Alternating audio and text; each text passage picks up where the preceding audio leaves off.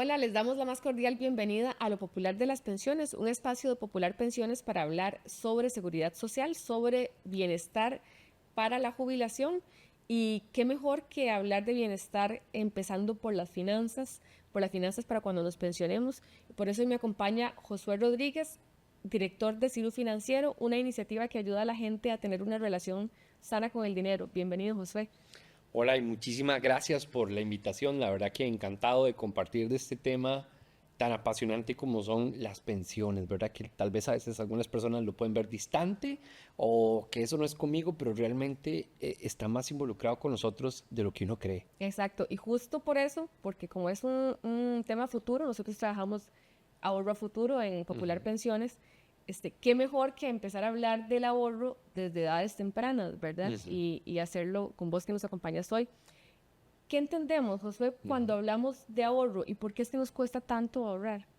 A ver, si lo podemos ver desde varias perspectivas. La primera es importante y es un término, palabrilla domingo, que se llama adaptación hedónica. Y eso quiere decir que los seres humanos siempre, por lo general, buscamos la gratificación. Y una vez que obtenemos eso, andamos buscando lo siguiente que nos da la gratificación. Es decir, no nos hace feliz tener cosas, nos hace feliz comprar cosas. Y eso es un problema con el que tenemos que trabajar. El otro tema de la economía del comportamiento se llama el sesgo de pensamiento presente. Y es esa famosa canción, ¿verdad? Que decía, solo se vive una vez. Pero en la vida real no. La vida real, la probabilidad de llegar a los 80, 85 años, inclusive más, es muy alta en Costa Rica. Lo que sí es cierto es que solo nos morimos una vez, ¿verdad? Excelente. Entonces, tenemos la propensión a solo pensar en el presente. Y el otro tema, aunque no lo creas, tiene que ver con la autoestima. Pensar a futuro es aprender a quererse uno mismo, a cuidarse uno mismo hoy, a cuidar a la persona que quiero ser dentro de 5 años y al adulto mayor que quiero ser cuando me pensione. Y es que finalmente, hablando del tema de la vejez, le damos una connotación negativa a ser un adulto mayor. O sea, cuando la persona, y yo le invito a las personas que nos están viendo, que se hagan esa pregunta, ¿cómo me veo yo de adulto mayor? ¿Le doy una visión negativa o una visión positiva? Te voy a contar en lo personal. Yo me veo trabajando en proyectos, haciendo cosas chivísimas, viajando con mis seres queridos, me veo disfrutando la vida de una forma muy plena. Desde la perspectiva financiera, pero también haciendo el presupuesto con el ejercicio y la alimentación, porque Claro, tienen que ir de la mano. una integralidad. Puntualmente sobre el ahorro, y el ahorro es la capacidad de posponer los gustitos hoy porque me quiero y me cuido hoy, ¿verdad? Porque me quiero y me cuido y yo digo, bueno, podría tener este estilo de vida, pero voy a bajarle 3 rayitas para empezar a construir una reserva porque quiero cuidar a la persona que va a ser en 5 años y cuando sea un adulto mayor. Eso que apuntabas, ¿verdad? La priorización del consumo presente antes que el ahorro para futuro. Eso es algo súper recurrente en la materia que nosotros vemos diario, que es de pensiones, ¿verdad? Y luego esto, el asunto del edadismo, ¿verdad? Siempre tendemos, y los sesgos conductuales, ¿verdad? Mucho de lo que hablabas, las decisiones financieras son más emocionales que financieras, ¿verdad? Totalmente. A ver, hay una frase que utilizamos muchísimo que es corazón, mente y su plan voluntario de pensiones. Generalmente digo la cuenta bancaria, pero o corazón, mente y su FCL, corazón, mente y su ROP. Y es que muchísimas veces hay cosas que nos pasan adentro que no logramos canalizar de forma correcta, porque mucha gente cree que las emociones se controlan como agarrar a un niño y decirle, ¿qué es ese queditito? Y el chiquito se va a sentir ofendido, se va a sentir mal, y a veces tratamos de deformar estas emociones, y las emociones no es que se suprimen, las emociones se canalizan. A ver, si a la gente le gusta esto muy técnico, le gusta esto de forma muy nerd, hay dos investigadores, Emilio Nathan y Sharif, que estudian la psicología de la escasez, y Richard Thaler y Daniel Kahneman, que estudian estos temas a profundidad, ambos premios Nobel. Pero a ver, lo que se busca al final con las emociones y lo que se ha demostrado es aprender a canalizarlas. Y en relación con el dinero, pues hay varias que juegan, son tres principalmente, ¿verdad? La primera que veíamos es esa necesidad de consumir el 100% de lo que yo gano. La segunda es, me cuesta pensar en horizontes temporales, o sea, no me gusta cuidarme a mí en 5 años y cuando me vaya a pensionar.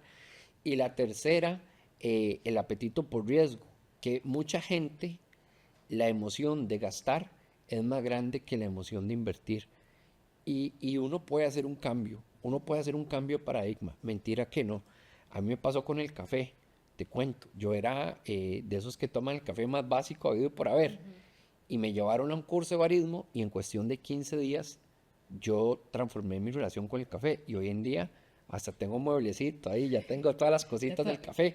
Y lo que hemos descubierto es que cuando las personas pasan por procesos de asesoría, como lo puede ser a través de los ejecutivos de la operadora de pensiones, cuando recibe un verdadero acompañamiento, cuando recibe y la persona aprende, su conducta en relación con el dinero cambia y empieza... Hay una concienciación. Claro, pero no solo eso, sino que sus prioridades cambian y la gente dice, de repente hay cosas que yo compro con dinero que no tengo en este momento para tratar de impresionar a gente que realmente no está interesada en uno. Exacto. Y a veces, mira, hay gente que se le va la vida y creyendo que tiene problemas financieros y al final lo que tenemos muchas veces son problemas de autoestima. Así es. Que se ven reflejadas en las finanzas. Entonces, eso es corazón, mente y hoy, en exclusiva, Plan Voluntario y Pensiones. Muy bien, vamos alineados.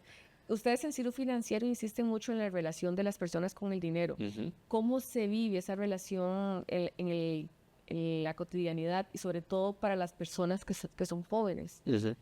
Bueno, en Ciro somos un centro de impacto especializado en inclusión financiera de personas y de pymes.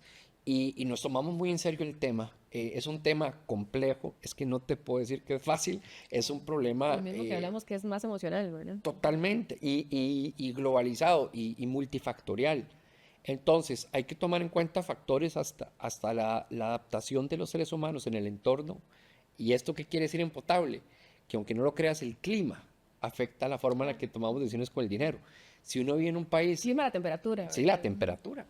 Si uno vive en un país más nórdico, o sea, más pegado al sur o con climas más septentrionales, los antepasados, porque ahorita hay calefacción y todos esos temas, pero los antepasados eran más proclives a ser muy exactos, porque si no cuidabas y cosechabas en cierta época y creabas reservas, la gente moría en el invierno. Así es directo y así de sencillo, la gente no sobrevivía. Entonces, la gente que sobrevivió en esos climas son así. Por eso es que vos ves que en países como Japón el metro siempre llega puntual. Claro. Pero en países más cercanos al Ecuador es más frecuente el pura vida. ¿Por qué? Porque, y lo vas a ver en Hakuna Matata, el pura vida, claro. Todos los países cerca de los latinos. Claro, y si le da la vuelta al mundo vas a ver que en Asia parecido y en África parecido, se cumple el patrón. Y es porque el Hakuna Matata o el pura vida... de cuando vos tenés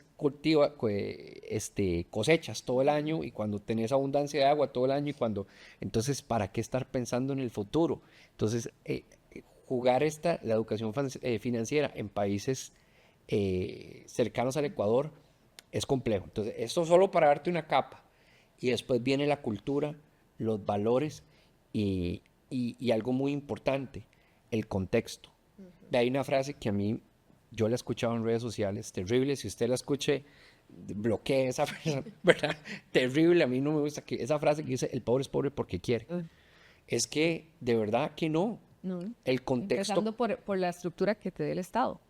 Por supuesto, el contexto nos condiciona. El país donde nacimos, la región donde nacimos, porque el que diga que es lo mismo, nacer ahora que hablábamos, detrás de cámaras de Belén, el PIB per cápita de Belén es de más de $100,000 al año. O sea, un belemita promedio. Nacer en Belén que nacer en Talamanca. Totalmente. Entonces, pero también la familia donde uno nace. Resulta que si uno nace en una familia uniparental, ya es mucho más difícil que cuando tiene dos adultos cuidando, llámese papá, mamá, o una pareja, o papá y abuelo, y abuela, lo que sea. El grado académico de los padres. El grado académico de los padres, ya eso te condiciona. Entonces, mentira que el contexto no condiciona. Pero sí hay una noticia muy bonita, sin vender humo.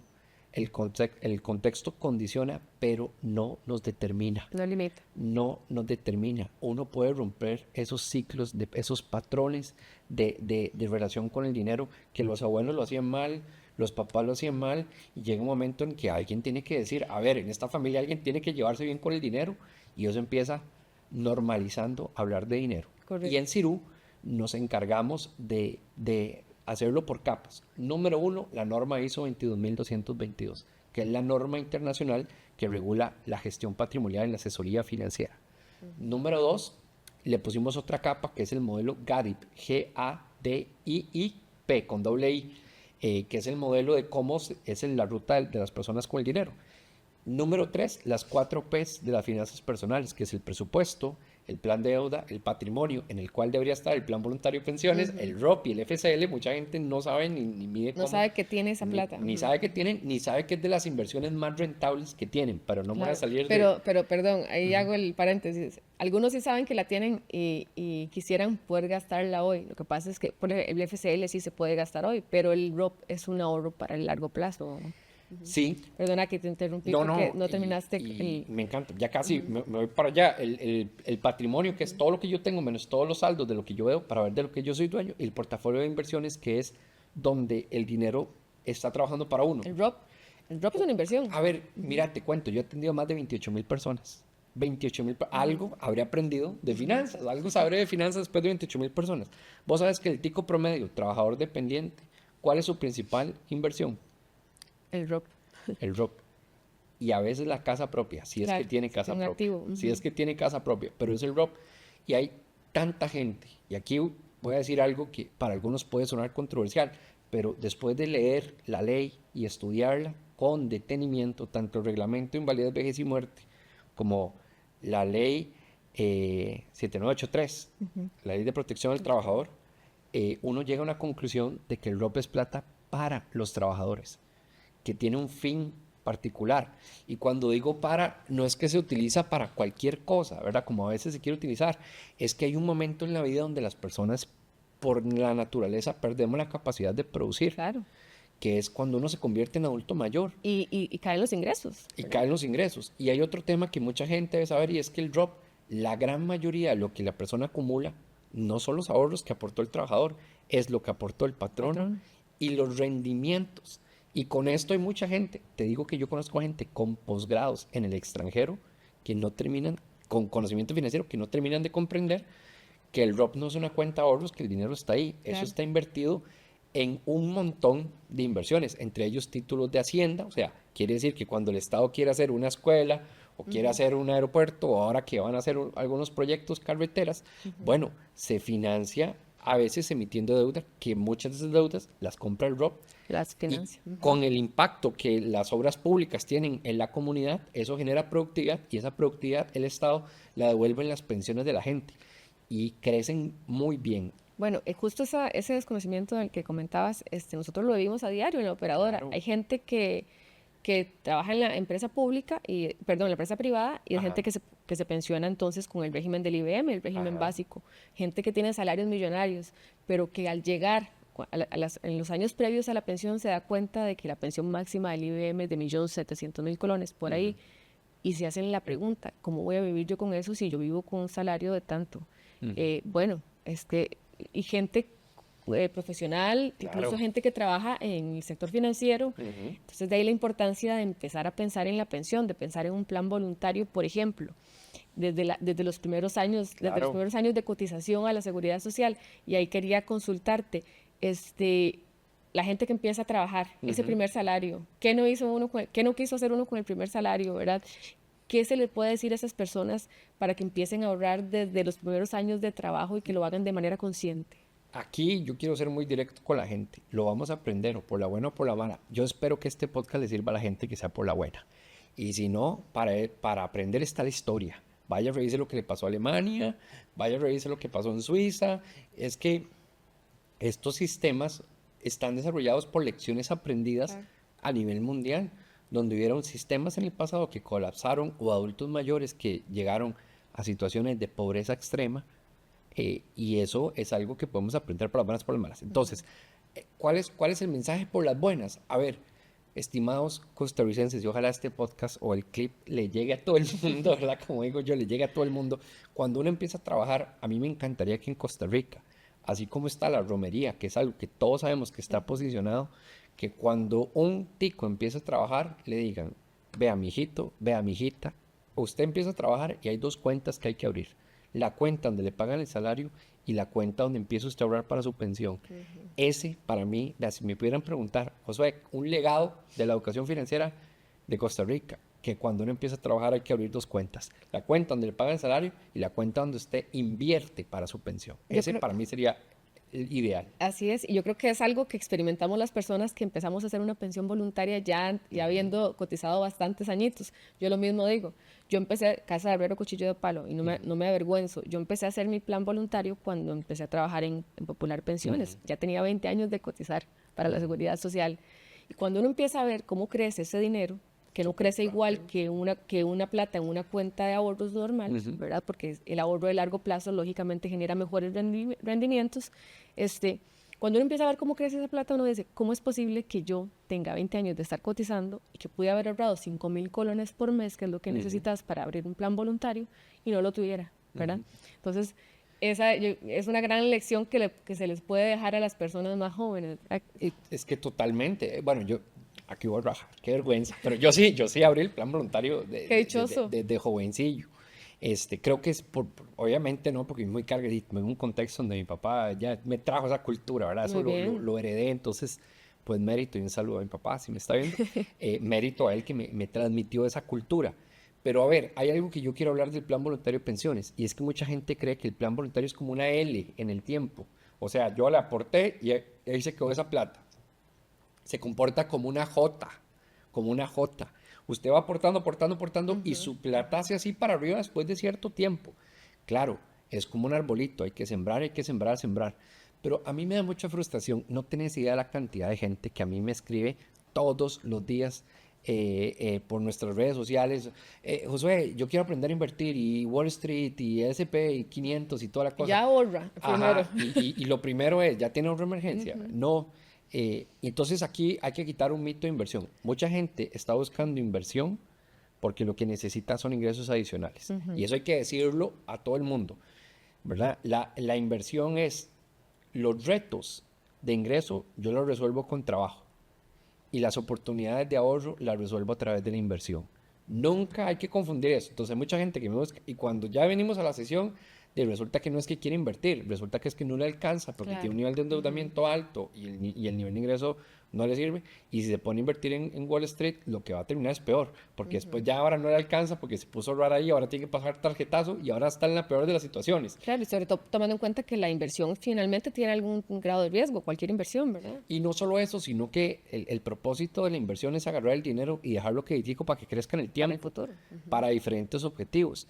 El ahorro, generalmente el de emergencias es para imprevistos. Claro. Entonces a veces yo le digo a la gente, mira, lo que ocupamos es agarrar todos los días en la mañana y hacernos un batido así de 3 litros de humildad, así, batirlo bien. Y si hay que hacer un emprendimiento como decía una vez un consultante mío, me dijo, voy a hacer ¿cómo fue que le dijo? Un emprendimiento de decoración de exteriores del condominio.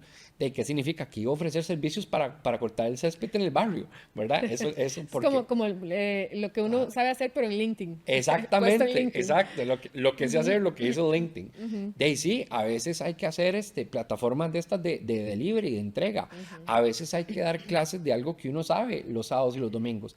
A veces para salir adelante. Lo importante es esa resiliencia financiera que tenemos las personas. Ese tema, perdona, que estás tocando, me interesa desarrollarlo. El recurso que yo puedo generar ahorita para consumo más presente, lo desarrollo, lo genero con mis habilidades, con lo que yo sé hacer actualmente, claro, ¿verdad? Y el recurso para futuro lo desarrollo con las inversiones de largo plazo. Claro, y yo les invito, vean, que entren a la Superintendencia de Pensiones en el lado de estadística y revise lo que pagan los operadores de pensiones. Son buenísimas. Es que hablan por sus propios resultados. Y por eso a mí me encanta este podcast y me encanta que las operadoras de pensiones estén impulsando, porque lo bueno se cacarea y ustedes han sido buenísimas. Revisen hace cuánto se creó el fondo de la caja, hace cuánto el de ustedes, se aporta menos y ya es un fondo más grande, son campeones. El ROP ha sido tan exitoso que justamente por eso ahora está en la palestra y todo el mundo quiere sacar esa plata porque ha crecido mucho, ¿verdad? Es el 24% del PIB de Costa Rica. Retomando el asunto de la educación financiera y los mitos relacionados con el ahorro, uno de esos mitos es que yo no ahorro porque gano muy poco y tengo muchos gastos. ¿Qué se les puede decir a esas personas? Y sobre todo pensando en el ahorro para la vejez, que solemos verlo, si somos jóvenes, bueno, yo no tanto, pero la gente más joven suele verlo muy distante. Es que el ahorro para la pensión no se empieza a pensar a los 40 y los 50. Se empieza cuando en mi primer trabajo me abren dos cuentas, la cuenta donde me paga el salario y la cuenta donde ahorro para pensión. Mira, yo estuve haciendo unos cálculos que les quiero compartir a la gente, que son muy sencillos y que los pueden probar en el Excel o con ChatGPT y se van a dar cuenta que hace bien. Ya esto es un poquillo técnico para los que les gusta la parte actuarial y Pero todo. esa es la idea de este podcast, poder llevar a la gente información financiera y tal vez especializada que bueno, normalmente no, a la cual no nos exponemos en el día a día. Me voy a poner un poquillo técnico, pero rapidísimo. Ok, hay algo que se llama en pensiones la tasa de reemplazo, que es la relación de mi último salario o mi salario promedio con lo que me van a pagar de pensión. Los caballeros carambas de la OIT dicen, a ver, Josué, haces bien la tarea, si de cada 100 pesos que ganas hoy, la pensión, entre todas las pensiones, te devuelve 85. Eso es lo que en su momento dijeron ellos. Esa es te va a hacer bien si llegas a 85. Bueno, hay una receta que yo hice unos numerillos para llegar a esa tasa de reemplazo. Vamos a decir que el 80%. Que por cierto, la pensión del IBM inicialmente se suponía que iba a generar ese 60% de tasa de reemplazo de tu salario de hoy, ¿verdad? Previo a pensionarte. Pero lo que estamos viendo es a la inversa.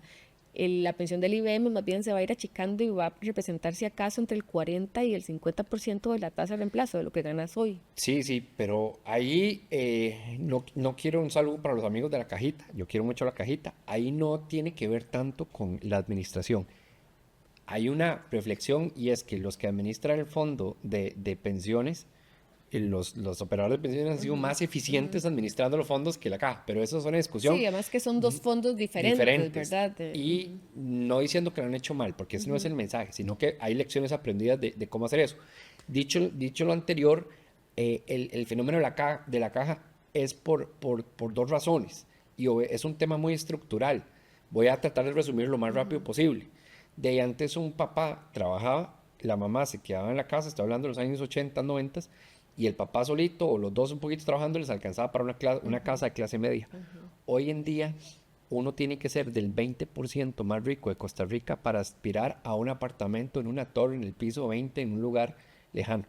Y esa realidad financiera, que es un hecho con la que lidiamos, hace que los millennials, nuestra generación, ya no tengan tantos hijos. Correcto. Eso más obviamente los métodos anticonceptivos. Por otro lado, hemos sido también víctimas del éxito de la política pública de salud. Costa Rica es buenísima, tiene zonas azules y la gente en Costa Rica vive más de lo que la gente vive. Entonces, el sistema de la caja depende de que los hijos tengan muchos hijos y que de que, voy a decirlo popularmente, que por ahí a los 70 años ya estaban viendo el zacate desde arriba, ¿verdad? Por la raíz. Bueno, ya eso no es una realidad. Entonces, solo hay, y con esto mi intención no es crear polémica, es traer la conversación. No, la realidad, o sea, cada realidad. vez hay una mayor expectativa de vida porque tenemos un sistema de seguridad de salud muy bueno, claro, y menos tasas de natalidad. Exacto. ¿verdad? Por un montón de circunstancias. Entonces, ahí pues hay soluciones de política pública, pero en el corto plazo, y eso quiere decir que los trabajadores tenemos que ahorrar más, eso quiere decir que probablemente tengamos que trabajar más años, y eso quiere decir que la pensión que vamos a recibir de la caja, para decirlo bonito, cada día va a ser más básica. La pensión básica cada día va a ser más básica. Y con esto ya viene caramba, Josué, el coco, asustarnos. No, más bien es desde la empatía, es desde el cariño, a ver, sentémonos a hablar este tema, y si usted no sabía nada de pensiones, ojalá este podcast le sirva un montón, porque ahora sí, ¿qué podemos hacer? ¿Cómo pasar de la resiliencia financiera? Esa es la realidad. Busque los números y se da cuenta que eso es la realidad. ¿Cómo convertirnos de una víctima a alguien resiliente, que se empodera, que dice, bueno, está bien, voy a ir a corroborar lo que están diciendo estos carambas en el podcast de Popular Pensiones, vaya, revíselo y se va a dar cuenta que es cierto. Y ahora sí, ¿qué puedo hacer yo desde mi silla de forma resiliente? Bueno, vamos a seguir cotizando la caja porque es un sistema que funciona entendiendo que tiene sus limitaciones.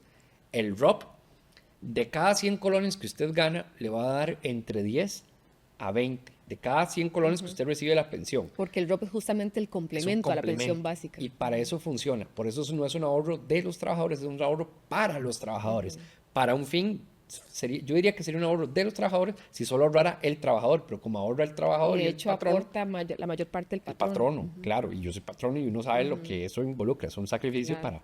para las empresas, pero tiene un valor muy importante. Y el tercero, entonces, tengo la pensión básica, tengo el ROP, y ahora sí, antes, y aquí hay que decirlo, antes de los 42 años. Antes de los 42 años.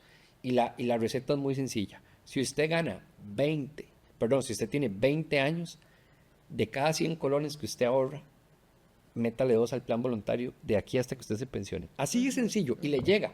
Y haga los números, haga la matemática, o díganle a ChatGPT "Ay, que le haga los números, se dan cuenta que no está tan perdido". Desviación estándar del 16%. De evasión, eso sí. Se puede desviar porque depende Claro, sí. de otros factores. De un montón De factores. Si usted está en los 30, ahorre el 3% de su ingreso bruto antes de rebajos. Y a partir de los 40, el 4.25%.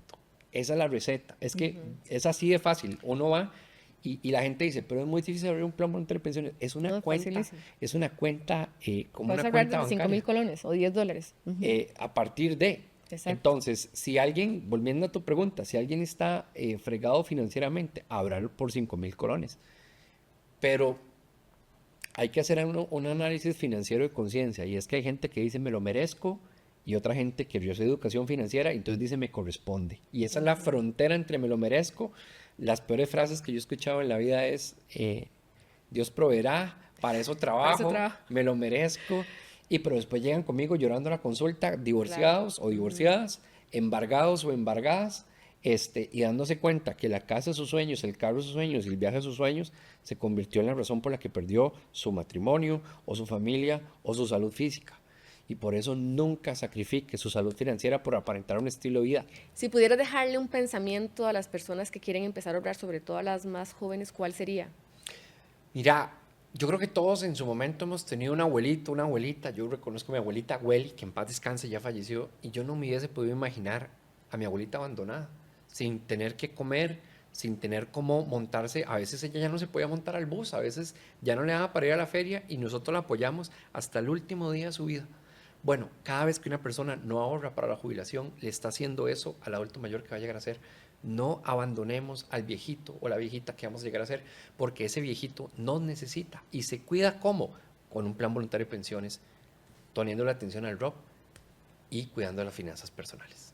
Y hablando de merecerse, yo creo que no hay nada que nos merezcamos más que tener una vejez, una jubilación digna y segura. Y yo creo que eso es como el mensaje principal de esta conversación. Y eso lo empezamos a hacer ahorrando desde edades tempranas. Así es que te agradezco que nos hayas acompañado hoy, José. Muchísimas gracias por tus aportes el día de hoy. Y muchas gracias a ustedes por habernos acompañado. Les esperamos en nuestra próxima entrega. Gracias, José. Con gusto.